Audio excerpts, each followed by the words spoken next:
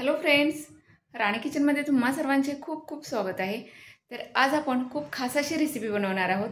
तर कोणती रेसिपी आहे ते पाहून घेणार आहोत। तर चला त्यासाठी काय साहित्य कसं प्रमाण आहे ते पाहून घेऊया।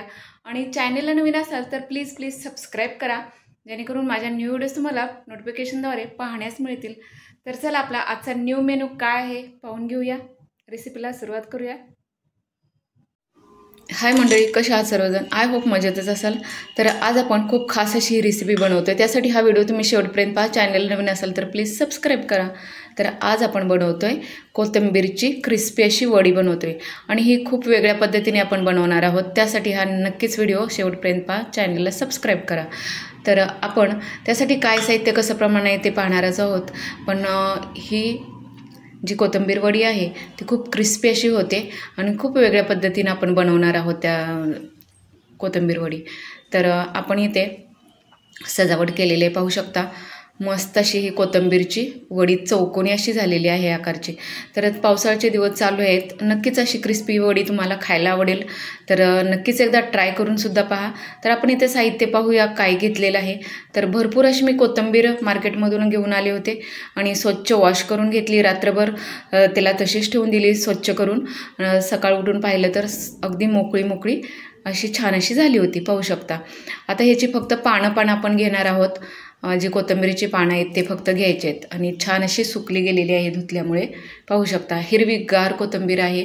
तर सर्व आपण अशी निवडून घ्यायची आणि त्यानंतर आपण कोणतं पीठ वापरणार आहोत, काय साहित्य घेतले ते पाहणार आहोत। तर खूप यम्मी अशी ही कोथिंबीर वडी होते। नक्कीच तुम्ही ही रेसिपी पाहिल्यानंतर ट्राय करून पहा, नक्कीच तुम्हाला ही रेसिपी आवडेल। आणि हा व्हिडिओ तुम्ही कुठून पाहताय ते सुद्धा कमेंटमध्ये सांगा। असं सपोर्ट करत राहा, कारण हे आपलं चॅनल नवीनच आहे, त्यासाठी फॉलोअप करत राहा। आणि मी ही छान रेसिपी बनवण्यास मलाही उत्साह येईल। तर पाहूयात आपण इथे छान अशी कोथिंबीर निवडून घेतली। त्यानंतर इथे घेतलेला आहे लसूण, घेतलेला आहे भरपूर असा, आवळा घेतलेला आहे। महत्त्वाचं म्हणजे आवळा याच्यामध्ये मी वापरलेला आहे। आवळा आहे, मिरची आहे, अद्रक आहे। तर हे सगळं आपण आता मिक्सरला वाटण करून घ्यायचं आहे। कोथिंबीर थोडी घालून छान असं हे वाटण करून घ्यायचं आहे। तर पाहू शकता।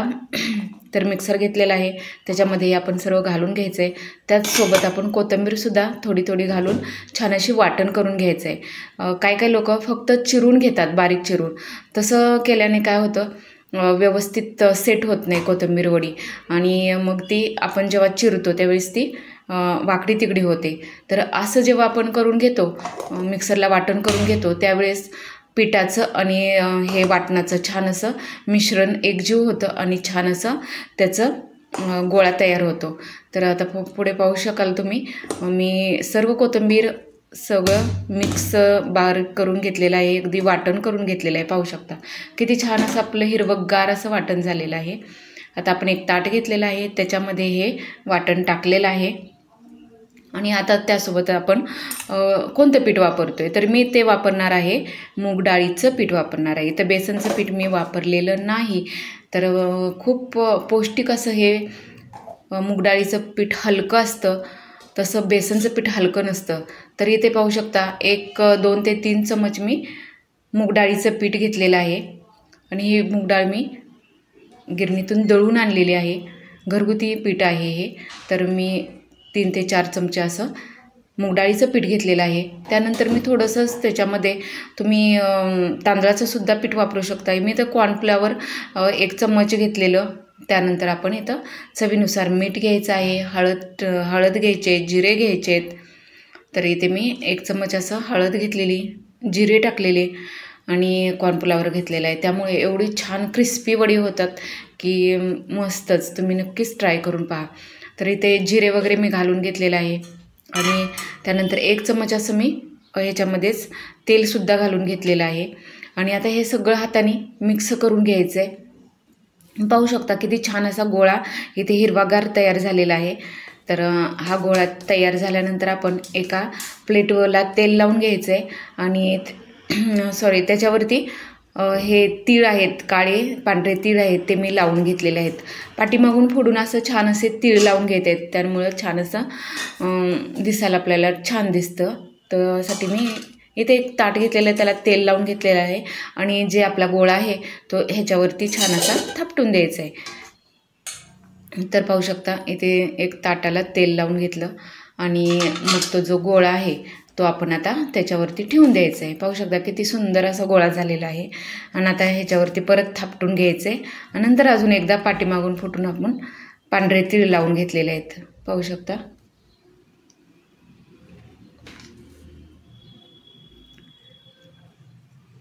तर आपण तीळ लावून घ्यायचे आहेत आणि गॅसवरती मी एक मोठं पातेलं ठेवलेलं आहे आणि ते पाणी उकळून घेतलेलं आहे ऑलरेडी, जेणेकरून जास्त वेळ जायला नको, लगेच वापरून जाईल आपली हे कोथिंबीरची जे हे थापलेले आहे ते थापी आपली लगेच उकडून जाईल।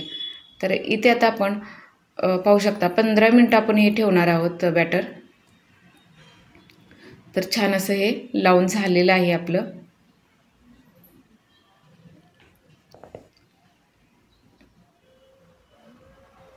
आता त्यानंतर आपण इथे गॅसवरती पाणी उकळून घेतलेलं आहे, त्यावरती आपण ही प्लेट ठेवून द्यायचं आहे आणि वरून एक मोठी छान अशी प्लेट झाकून ठेवायची आहे। एक 10 ते 15 मिनटं आपण हे वाफलायला ठेवायचं आहोत। तर इथे वेट आपण करूया 10 ते 15 मिनटं आपण छान असं ही वाफवली जाईल आतून बाहेरून। पाहू शकता आता 10 ते 15 मिनटानंतर किती छान असं वाफलून आलेलं आहे, पाहू शकता। आता ते आपण खाली घेणार आहोत, आपण गॅस बंद केलेला आहे आणि आता खाली घेऊन पाहूया आपलं। तर पाहू शकता लगेच असं निघून आलेलं आहे, पाहू शकता किती सुंदर लगेच निघालेली आहे आपली थापी, चिकटलेली नाही किंवा काय नाही। खालीसुद्धा पाहू शकता खालून वरून छान अशी तयार झालेली आहे, उकडून आलेली आहे। आता आपण चाकूच्या साहाय्याने ही कट करून घ्यायचे आहेत, ज्याने तुम्हाला जसे आकार हवेत लहान मोठे तसे तुम्ही आकार ह्याचे कट करून घेऊ शकता। तर इथे मी सुरीच्या साहाय्याने सर्व आपली थप्पी कट करून घेतलेली आहे, चौकोनी आकारामध्ये छान असं आपण काढून घेतलेलं आहे। पाहू शकता किती सुंदर अशी वडी आपली इथे तयार झालेली आहे।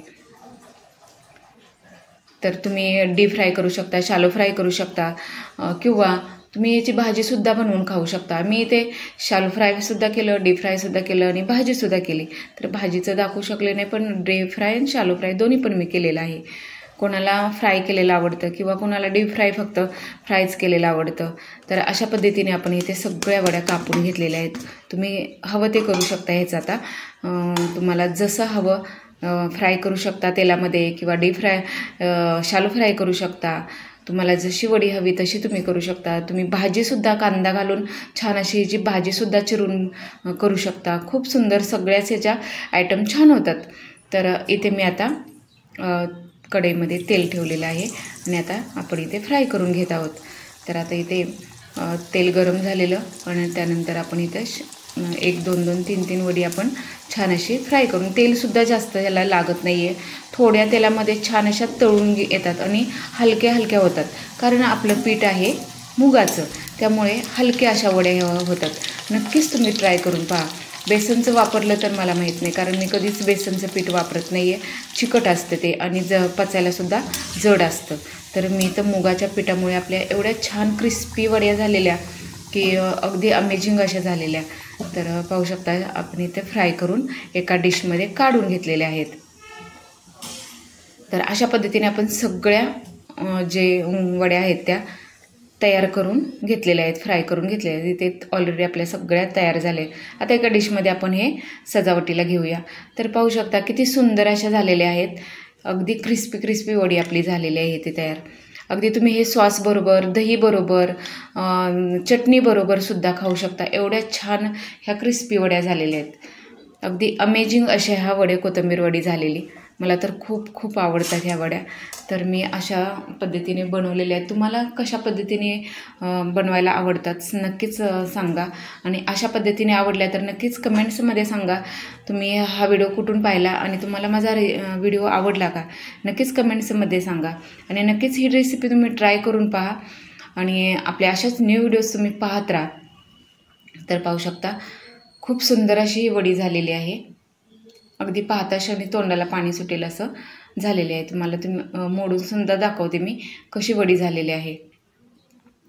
तर पाहू शकता इथे आपण सजावटीला कोथिंबीर वगैरे वरती सजवलेलं आहे. आणि आता मी तुम्हाला एक वडी जी आहे ते तुम्हाला कट करून दाखवते, मोडून दाखवते. किती सुंदर आतमधून सुद्धा झालेली आहे आणि छान अशी तळली गेलेली आहे आतून बाहेरून. पाहू शकता किती सुंदर असं आतून सुद्धा तळली गेलेली आहे. आणि खाताना सुद्धा एकदम कुरकुरेपणा आणि खमंगपणा वेगळीच चव येते. तर तुम्ही हे सॉसबरोबर, चटणीबरोबर, कशाबरोबर सुद्धा खाऊ शकता. तर नक्कीच ही रेसिपी ट्राय करून पहा आणि चॅनलला नवीन असेल तर प्लीज सबस्क्राईब करा. Thank you so much.